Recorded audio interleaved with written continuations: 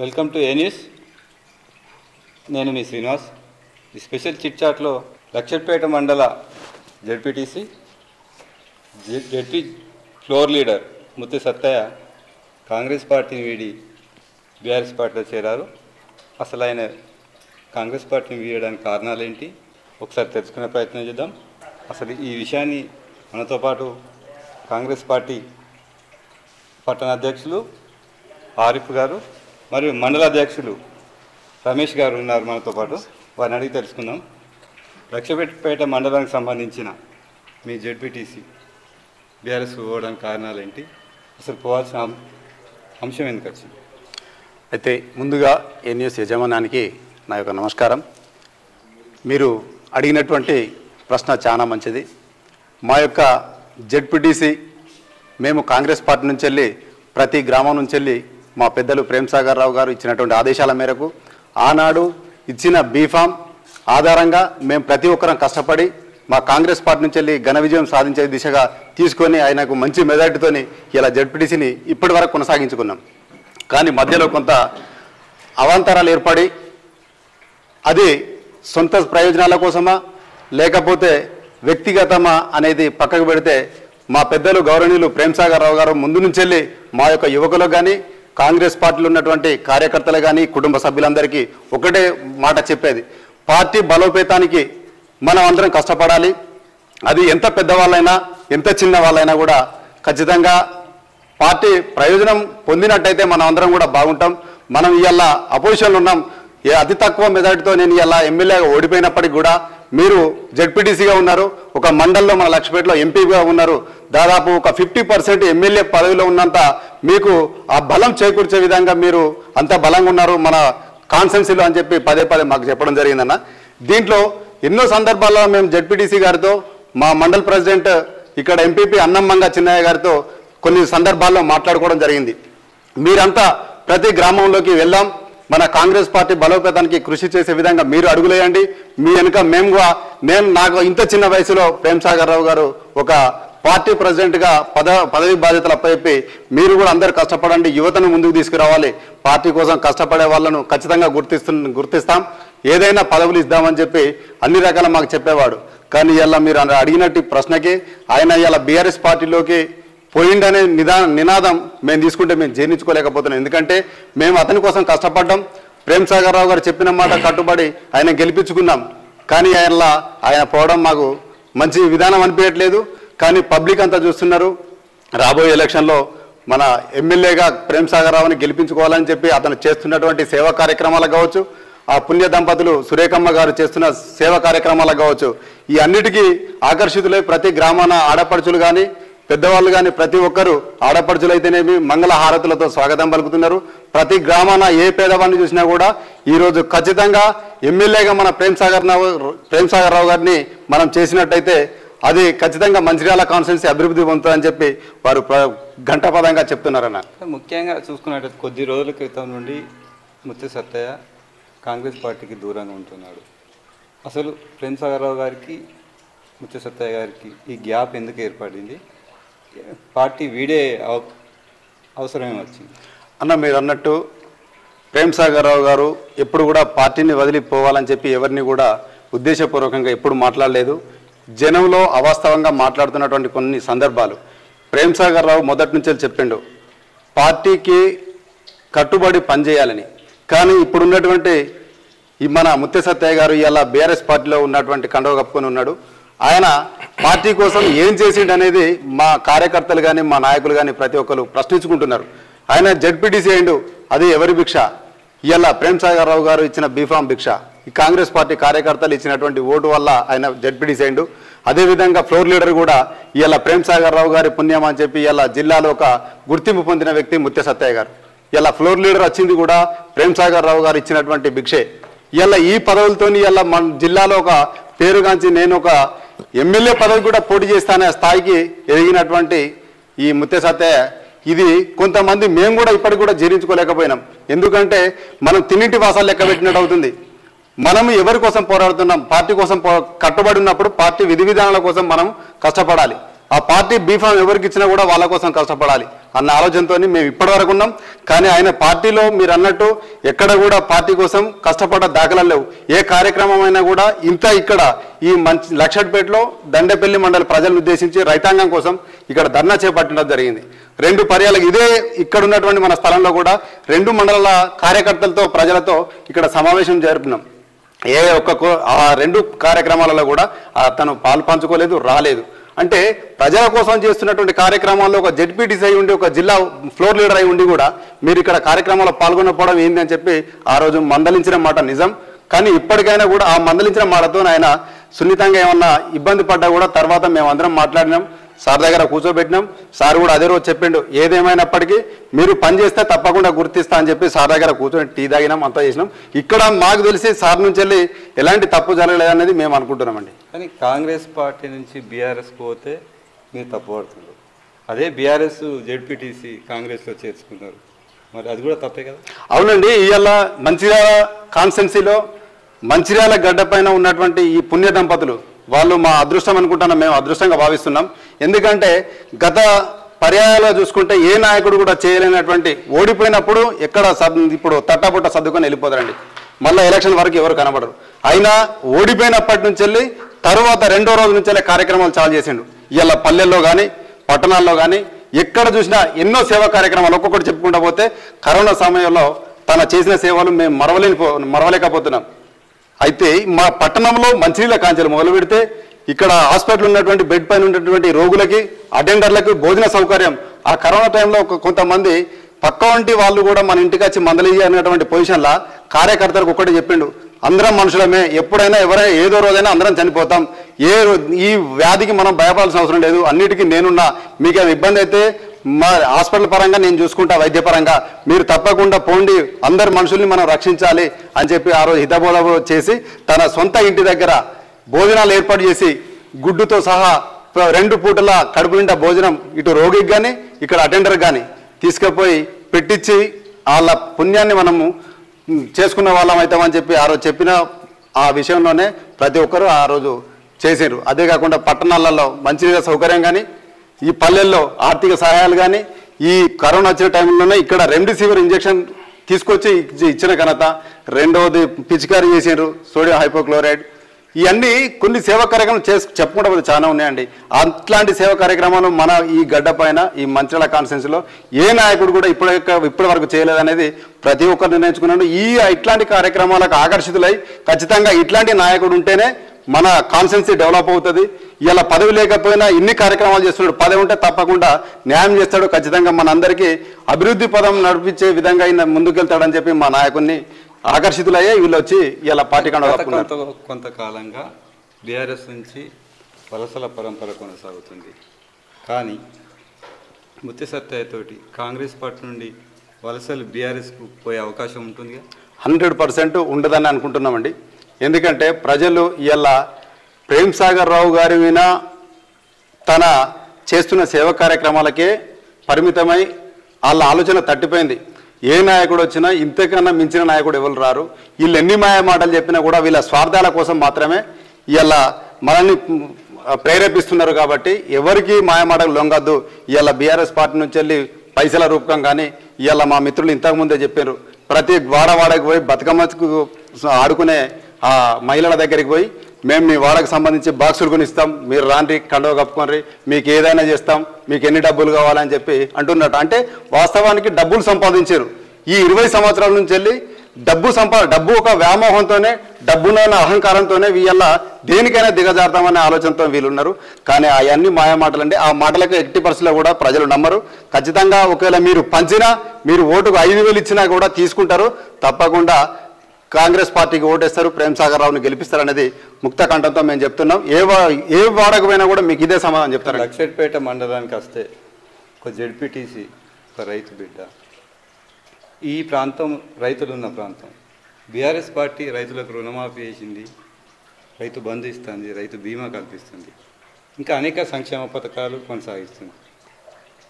ఈ సంక్షేమ పథకాలు రేపు బీఆర్ఎస్కు ఓటేయా? ఓకేనండి, మీరు మంచి ప్రశ్న అడిగారు. ఈ రైతు రుణమాఫీ అంటున్నారు, రైతు బంధు అంటున్నారు. ఇవాళ మనం గ్రామాల్లోకి వెళ్తే ప్రతి గ్రామంలో రైతు ఉన్నాడు, రైతు కూలి ఉన్నాడు, కౌలు రైతులు ఉన్నారండి. ఇలా ఇదే బీఆర్ఎస్ పార్టీ రైతును ఆదుకుంటున్నాను చెప్తున్నారు, కానీ రైతు కూడా అర్థం చేసుకుంటున్నాడు.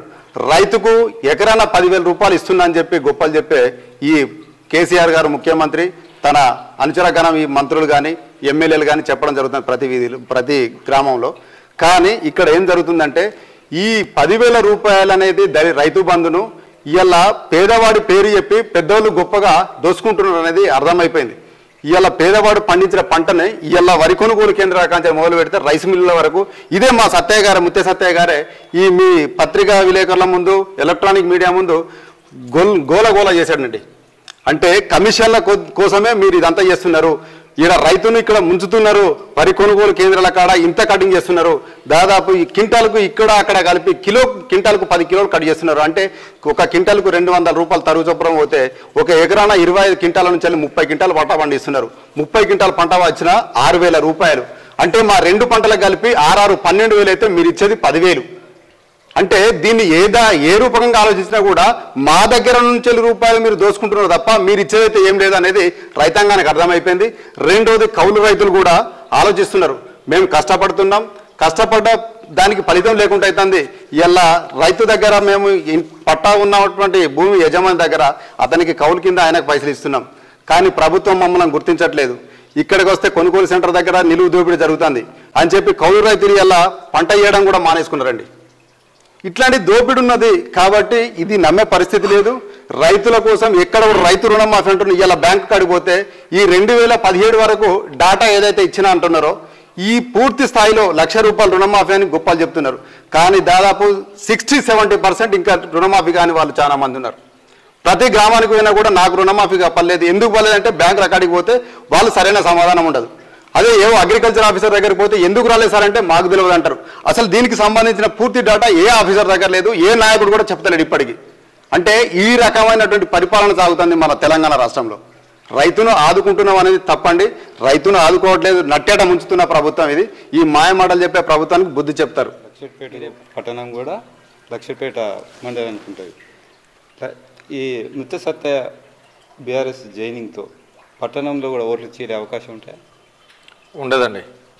ఎందుకంటే ఇప్పుడు ముత్య సత్తయ్య గారు జెడ్పీటీసీగా సార్ టికెట్ ఇస్తేనే గెలిచిండ్రు. ఇప్పుడు అందరూ కష్టపడితేనే ఆయన జెడ్పీటీసీ గెలిచిండు. లోకల్లో ఆయన వాళ్ళ ఒక అక్క కొడుకు ఒక్కనే ఉన్నాడు, ఆయనకు ఇంకా వేరేటోళ్ళు ఎవరు లేరు. ఇది 11వ వార్డు చైర్మన్ మీద అధ్యక్షుడు ఇచ్చినాం ఆయనకు ప్రేమ్సాగర్ రావు గారు తగిన ప్రాధాన్యత ఇచ్చారు. ఎవరే చంద్రమౌళి గారికి. రాజకీయాల్లో బంధుత్వం ఇవన్నీ ఉంటాయా? అంటే పార్టీ బలోపేతంగా అట్లా చూసుకున్నట్టయితే బీఆర్ఎస్ పార్టీలో జాయిన్ అయిన బీఆర్ఎస్ పార్టీ నుండి కాంగ్రెస్లో జాయిన్ అయిన గతం కొంతమంది నాయకులు కూడా ఉన్నారు. అయితే రాజకీయాల్లోకి వచ్చిన తర్వాత బంధుత్వం, స్నేహం ఇట్లాంటి ఏముండే, కేవలం రాజకీయమే నడుస్తుంది కదా? అవును, నడుస్తుందండి వాస్తవంగా. కానీ ఆ వ్యక్తి అలా చెప్తుండు. ఒకటి ఇక్కడ ఏంటంటే బీసీ నాయకుడు అని అంటే ఇప్పుడు బీసీ నాయకుడు ఇప్పుడు ఈయన టీఆర్ఎస్లో కలిసిండు ఒక ముచ్చట. ఇప్పుడు సపోజు వేరే పార్టీ బీసీ నాయకుడిని ఇస్తే మరి ఈయన ఎవరికి చేయాలి? ఎవరికి చేస్తాడు? బీసీ వాదంతో ఆయనకి చేస్తాడా? బంధుత్వము అంటే ఒక కమ్యూనిటీ పరంగా చేయడం, మరి పార్టీకి ద్రోహం చేస్తాడా? ఇప్పుడు కాంగ్రెస్ పార్టీకి ద్రోహం చేసినట్టే. ఇప్పుడు పెద్ద మనిషి అన్నప్పుడు పార్టీలో కాంగ్రెస్ పార్టీ సముద్రం లాంటిది. అలాంటి సముద్రంలో మనం చిన్న వ్యక్తులం. ఆ చిన్న వ్యక్తులకు తీసుకపోయి పెద్ద భూతద్దం లెక్క పెద్దగా పోస్ట్ ఇచ్చి ఫ్లోర్ లీడర్గా గురునానక్ ఫంక్షన్లో ప్రకటించాడు సార్ మా ప్రేమ్సాగర్ రావు, మా ప్రియతమ నాయకులు ప్రేమ్సాగర్ రావు అలాంటప్పుడు ప్రతి మీటింగ్కు ఆయన అటెండ్ కావాలి. ఒక సంవత్సరం నుండి అటెండ్ అయితే లేదు, ఉన్నా లేకున్నట్టే ఆయన. ఇప్పుడు టౌన్లో ఆయన ప్రభావం ఉండదు అనుకుంటాను. ఉండదు, ప్రభావం ఉండదు. ఎందుకంటే టౌన్లకు చేసింది ఏం లేదు. ఇప్పుడు ఏదైనా కార్యక్రమం సారు మేడం ఓడిపోయినా కూడా వాళ్ళు దగ్గరుండి ప్రజలకు సేవ చేస్తుండ్రు. ఇప్పుడు ప్రజలలో ఒకటే వచ్చిందండి. ప్రేమ్సాగర్ రావు అనే వ్యక్తి, సురేఖ అమ్మ గారు అనే వ్యక్తులు, పుణ్య దంపతులు అధికారంలో వస్తే ఇంకా ఎంత చేస్తారో. ఇప్పుడు అధికారంలో లేనప్పుడే ప్రజల బాగు కోసం ఇంత తప్పిస్తుండ్రు. ఇలాంటి వ్యక్తులు ప్రభుత్వ పరంగా గెలవాలి, వాళ్ళు ఏది ఎమ్మెల్యేగా గెలవాలి అని ఈ ప్రజలు మొత్తం డిసైడ్ అయిపోయి ఉన్నారండి. ఇంట్లో ఇప్పుడు జెడ్పీటీసీ ఆయనే పోతే మా టౌన్లో ఒక 1 MP కూడా మా అది ఉండదండి, ప్రభావం ఉండదు. ఇదే ముక్త కంఠంలో చెప్పగలుగుతున్నాము. మాకు కూడా మా వార్డులలో అన్ని అధ్యక్షులు ఉన్నారు. మాకు టీఆర్ఎస్ పార్టీ ఇవ్వక ముందునే మేము బిఎల్ఏ బూత్ లెవెల్ ఏజెంట్లో మేము ఇచ్చేసినాం ఆల్రెడీ. మాకు పటిష్టంగా ఉన్నది. మేము కూడా చాప కింద నీళ్ళగా మా ఓటు బ్యాంకు మంచిగా ఉన్నది. సార్ అభిమానులు బాగున్నారు.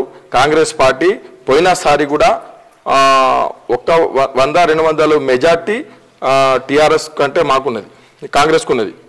ఇప్పుడు కూడా దానికంటే ఎక్కువ వాళ్ళకు సపోజ్ 30% అంటే మాకు 70% ఓట్లు ఇక్కడ లక్షపేట టౌన్లో వస్తాయని మేము ఆశ వ్యక్తం చేస్తున్నామండి. ప్రజలు కూడా దానికి ఓకే ఉండరు. కాంగ్రెస్ పార్టీ జెడ్పీటీసీ పోతే ఓట్ బ్యాంక్ ఉంటుంది.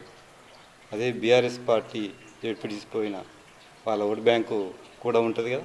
అంటే ఒక మాట, ఇప్పుడు ఫేస్ వాళ్ళు ఒక దిక్కు, పార్టీ క్యాడర్ ఒకటి దిక్కు.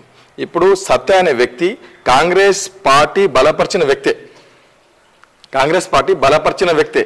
కాంగ్రెస్ సపోర్ట్తోనే గెలిచిండు తప్ప ఇండిపెండెంట్స్ గెలిచిండా? అవును. ఇప్పుడు బీఆర్ఎస్ నుంచి కాంగ్రెస్లోకి వచ్చిన జెడ్పీటీసీ కూడా బీఆర్ఎస్ నుండి గెలిచిన వ్యక్తే కదా.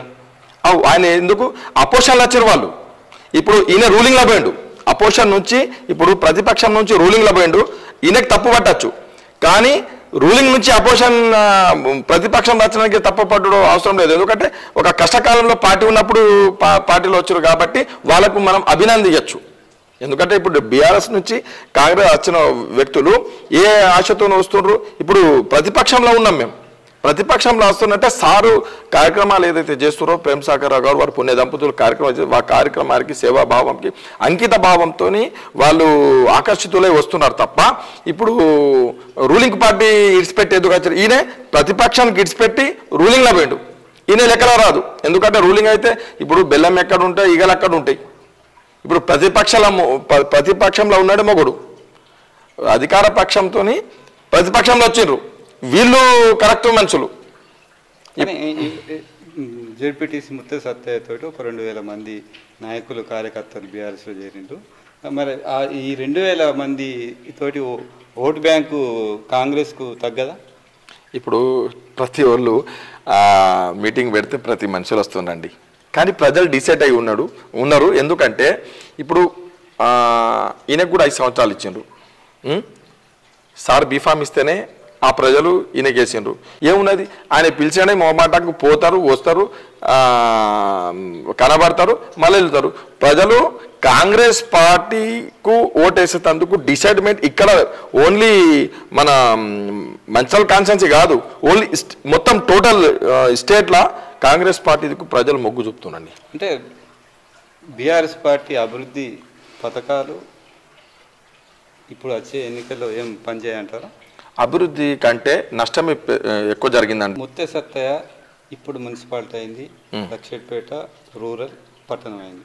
కానీ ఆయన గత కొన్ని సంవత్సరాలుగా లక్షపేటకు సంబంధించిన వాస్తవ్యుడు.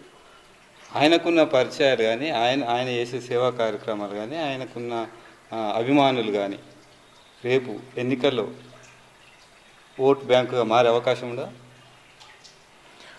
బంగారంలో ఒక తులం బంగారంలో ఒక గురియా ఏది ఉంటుంది, ఏమంటారు దానికి, కలిపితేనే బంగారం అయితే ఏది మా ఇత్తడా లేకపోతే అది అంటే ఆయన అభిమానులు బంగారంలో ఒక గురియా, ఒక తులం బంగారంలో ఒక గురియా లాంటి వాళ్ళు. ఇప్పుడు మొత్తం బంగారం కాంగ్రెస్ పార్టీ అభిమానులు.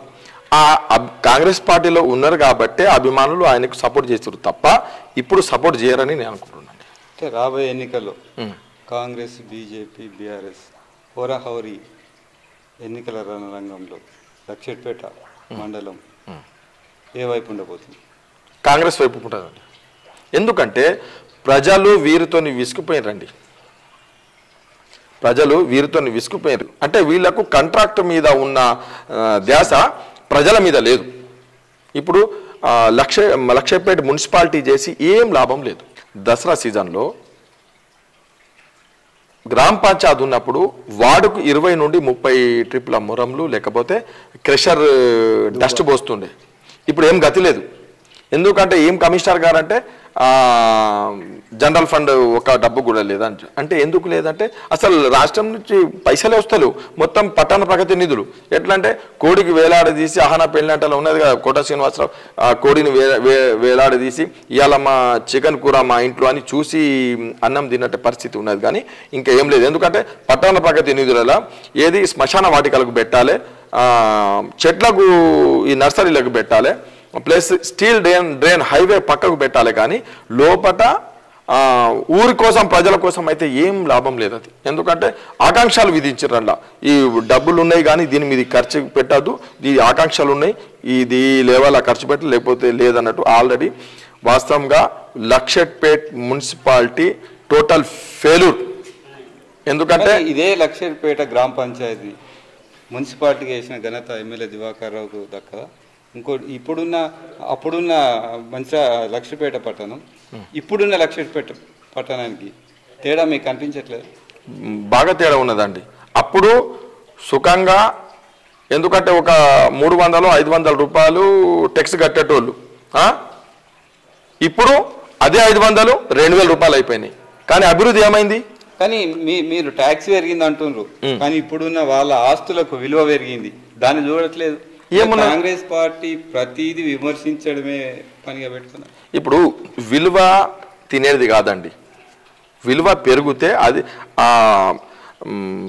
ఆస్తి అదే, లొకేషన్ అదే, మొత్తం అదే. విలువ పెరిగితే ఏమున్నదని అమ్ముకొని పోవాలా? అంటే అభివృద్ధి అది కాదండి. కాదు, అభివృద్ధి అది కాదు. అభివృద్ధి ఏం జరుగుతుంది? ఇప్పుడు ఇక్కడ కాంట్రాక్టర్లు అభివృద్ధి చెందిన తప్ప, టీఆర్ఎస్ నాయకులు అభివృద్ధి చెందిన తప్ప ప్రజలు అభివృద్ధి చెందలేదు. ఇంకోటి చెప్తాయినండి, అసలు మున్సిపాలిటీ 2018 ఆగస్టు 2 తారీఖు తర్వాత మున్సిపాలిటీ అయింది. 2018 ఆగస్టు 3 సంవత్సరాలు ఇదే కేటీఆర్ గారు సర్కులర్ జారీ చేసినారు. ఏమని? 3 సంవత్సరాల వరకు గ్రామ పంచాయతీ టెక్సే తీసుకోవాలి కొత్త మున్సిపాలిటీలకు. కానీ జనవరి 2020 జనవరి తర్వాత ఏదైతే బాడీ కొత్తగా ఎలక్ట్ అయిందో అయిపోయినాక గెలిచినాక వీళ్ళు కోరం వచ్చిండ్రు, వీరు చైర్మన్ మొత్తం పాలకవర్గం తయారైనాక మున్సిపాలిటీ యాక్ట్ ప్రకారం డబ్బులు తీసుకున్నారు. వీళ్ళు మున్సిపాలిటీకి డబ్బులు తీసుకున్నారు. 500 ఉన్నదానికి 15,000, 1,500, 2,000 రూపాయలు తీసుకున్నారు. అంటే ప్రభుత్వానికి 500 ముట్టినాయి కానీ ఇంకా 1,500 ఏడిపోయినో తెలుతలేదు, ఇవ్వద్దు. లక్షపేట మండలానికి వస్తే లక్షపేట మండలంలో అభివృద్ధి, మారుమూల ప్రాంతాలకు రోడ్లు అయినాయి, డ్రైనేజ్ అయిన గ్రామాల అభివృద్ధి చెందినాయి. ఇది నిజం కదంటారా? ఇది ఓటు బ్యాంక్ మారే అవకాశం ఉండదా? మీరు ఒకటి అభివృద్ధి విషయానికి వస్తే పేరుకు మాత్రమే అభివృద్ధి అని గొప్పలు చెప్పుకుంటున్నారు. ఇదే పల్లె ప్రగతిలో గోదావరి ఒడ్డున పల్లె ప్రగతి అక్కడ ఉన్నటువంటి క్రీడా ప్రాంగణం ఏర్పాటు చేశారు. పల్లె ప్రకృతి వనాలు ఏ ఊరికైనా పోండి, ఏ మేజర్ గ్రామ పంచాయతీకైనా చూసుకోండి, ఇప్పుడు ఆ క్రీడా ప్రాంగణాలు కానీ పల్లె ప్రకృతి వనాలు కానీ ఇక్కడ చేసిన 40 లక్షల రూపాయలండి పోతపల్లి ఏరియాలో తీసుకుపోయి గోదావరి రోడ్డున పెట్టేశారు. అప్పుడు కూడా మేమందరం పోరాడినాం, చెప్పినాం, ఆర్డీఓ గారికి కూడా చెప్పినాం, ఇది ముంపుకు గురైనటువంటి ఏరియా, దీంట్లో మొసళ్ళు వస్తాయి, పూర్తి నీళ్లు ఉంటాయి, ఇది ఇక్కడ కట్టద్దు అని చెప్పినాం. అక్కడ మేమంతా మొరమొరని చెప్పాక కూడా లేదు లేదని ఆర్డీఓ గారు వచ్చారు. నీళ్లు దాదాపు అప్పుడు ఆర్డీఓ గారు వచ్చినప్పుడు కూడా దాదాపు 3 ఫీట్ల నీళ్లు ఉన్నాయి అక్కడికి పోవాలంటే. అది ఒక గడ్డ పైన ఉన్నటువంటి ఆ ప్రకృతి వనాన్ని పల్లె ప్రకృతి వనం అని చెప్పి అక్కడ ఆ ఖర్చు చేసి అసలు ఇప్పుడు పోతే ఒక చెట్టు కూడా కనబడదండి. అంటే ప్రజల సొమ్మును ఎంత దరిద్రంగా దోసుకు తింటున్నారు. అక్కడ పెట్టింది 5 లక్షలు అయితే 40 లక్షల రూపాయలు ఖర్చు కింద పెట్టేసుకొని ఇలా స్మార్ట్ చేసి పడేశారు. ఇలా పల్లెటూర్లలో కూడా పల్లె వనాలు కూడా ఇలా క్రీడా ప్రాంగణాలు ఒక్కటి కూడా ఉపయోగకరంగా లేవు.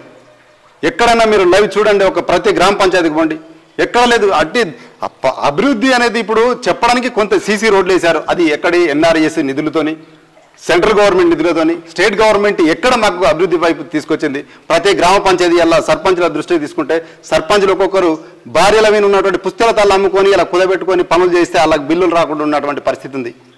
అంటే ఇది వాస్తవంగా ప్రతి ఒక్క సర్పంచ్ కూడా తెలుసు. ఇలా అభివృద్ధి అని గొప్పలు చెప్పుకుంటున్నారు, చెప్పుకోవడం మట్టుకే ఇది మిగులుతుంది తప్ప అభివృద్ధి అనేది ఎక్కడ జరగలేండి. జరిగిన మాట వరకు చూసుకుంటే కొంతవరకు అభివృద్ధి అంటే అది సెంట్రల్ గవర్నమెంట్ పుణ్యం అని చెప్పి ఆయనతో మాత్రం అభివృద్ధి జరిగింది. కాంగ్రెస్ పార్టీ అభివృద్ధి జరిగినా కూడా గ్రామాల్లో గత కాంగ్రెస్ హయాంలో జరిగిన అభివృద్ధికి తెలంగాణ రాష్ట్రం ఏర్పడిన తర్వాత అభివృద్ధికి తేడా లేదంటారా? అభివృద్ధి అంటే ఒకటి మాకు తెలిసి మేము మాట్లాడుతున్నామండి. ఇలా పల్లెల్లో ఉన్నటువంటి ప్రజానికం, పల్లెల్లో రోడ్లు అయినాయి, డ్రైనేజీలు అయినాయి, వైకుంఠ ధామాలు కట్టిండ్రు, పార్కులు కట్టిండ్రు, రైతులకు రైతు వేదికలు కట్టిండ్రు. ఎప్పుడు మీ హయాంలో లేని పనులను బీఆర్ఎస్ హయాంలో వేసారు. అవునండి, రైతు వేదికలు కట్టిండ్రు అనేది చెప్తున్నారు, కట్టిండ్రు వాస్తవం. కానీ అది ఎంతవరకు అమల్లోకి వస్తున్నాయి అనేది మీరు దాని గురించి చెప్పారేంటి? రైతు వేదికలు కట్టినప్పుడు ఇదే ముఖ్యమంత్రి గారు చంద్రశేఖరరావు గారు చెప్పారు. ఏమన్నారు?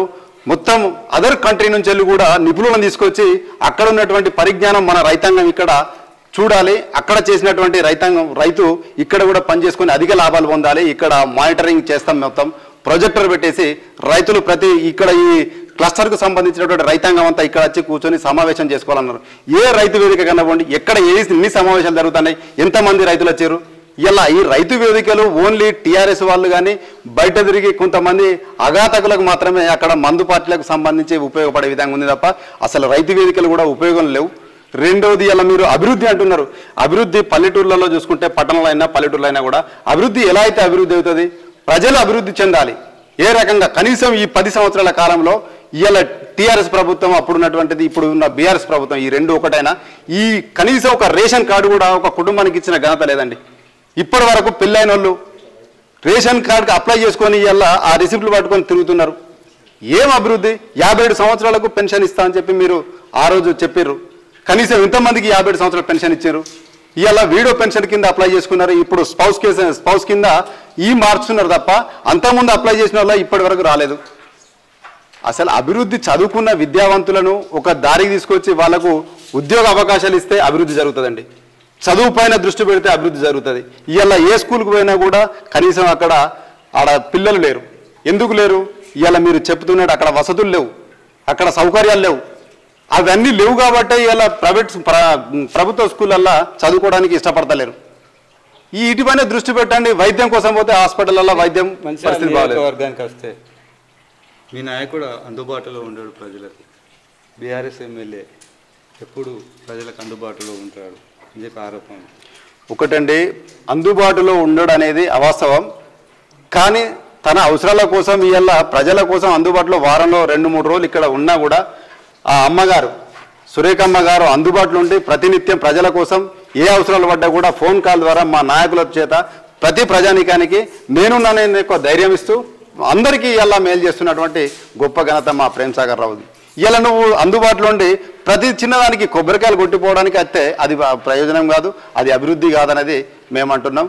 ప్రతి ఒక్క ఎవరికి అడిగినా కూడా ఇలా సమాజం మొత్తం మనకు మంచిగా ఉన్నటువంటి ప్రజలందరూ చెప్తారు, ఇలా అభివృద్ధి ఎలా అయితే అభివృద్ధి అవుతుంది, దమ్మున్న నాయకుడు కావాలి, ఎక్కడికి పోయినా కూడా పనులు అవలీలా కావాలి. ఇలా సార్ నాకు ఇది పరిస్థితి అని చెప్పి ఇప్పుడున్నటువంటి ఎమ్మెల్యేకి చెప్పినా కూడా సరే చేస్తా పో అంటాడు. అక్కడ ఉండగానే మా కార్యకర్తలు కూడా చాలా మంది సరే ఏ పార్టీ అయితే ఎమ్మెల్యే మన అందరికీ ఎమ్మెల్యేనే, ఇలా పార్టీని పక్కబెట్టి ఒకసారి పోయి నా పనిని చేసుకుందామని ఆడికి పోయి మాట్లాడిన సందర్భం కూడా ఉన్నాయి. చేస్తా పో అని చెప్పి ఫోన్ చేస్తాడు, తర్వాత ఆ పని ఇక్కడికి వచ్చిన తర్వాత ఆ పని కాదు మన కాదు. అంటే ఇలాంటి పరిస్థితి ఉంటే అభివృద్ధి ఎట్లా అవుతుందండి? నాయకుడి దగ్గర పనితనం కావాలి, అది మేము కోరుతున్నాం. మొత్తానికి జెడ్పీటీసీ ముత్తే సత్తయ్య పోయినా కానీ మీ పార్టీకి ఎలాంటి ప్రమాదం లేదు. ఖచ్చితంగా రాబోయే ఎన్నికల్లో ఏం జరగబోతుంది, మీరు ప్రజలకు ఏం చెప్పబోతుంది? ఇక్కడి నుంచి వెళ్ళి ఇప్పుడున్న జెడ్పీటీసీ ముత్తే సత్తయ్య గారు కాంగ్రెస్ పార్టీని వీడి బీఆర్ఎస్కి పోయినంత మాత్రాన మాకు జరిగే నష్టం లేదు. ఖచ్చితంగా రానున్న ఎన్నికల్లో ఈ లక్షెట్పేట కాంగ్రెస్ కంచుకోట, ఖచ్చితంగా దీన్ని మేము నిరూపిస్తాం. మా ప్రజలందరూ కాంగ్రెస్ వైపు ఉన్నారు, ప్రేమ్ సాగర్ వైపు ఉన్నారు కాబట్టి మా నాయకుని తప్పకుండా గెలిపిస్తాం. అత్యధిక మెజారిటీ మా లక్షపేట మండలంలో వస్తుందని చెప్పి మీకు చెప్పడం జరుగుతుందండి. మొత్తానికి చూసుకున్నట్టయితే Luxettipet ZPTC Congress party floor leader Mutti Sattaiah BRS పార్టీకి పోయినప్పటికీ కూడా లక్షపేట కంచుకోట కాంగ్రెస్ పార్టీ ఎలాంటి డోకా లేదు. ఖచ్చితంగా రాబోయే రోజుల్లో మా నాయకుడు ప్రేమ్ సాగర్ రావు విజయం సాధిస్తాడని చెప్పి కాంగ్రెస్ పార్టీ నాయకులు చెప్తారు. మరో చర్చతో మళ్ళీ కలుద్దాం. నమస్కారం.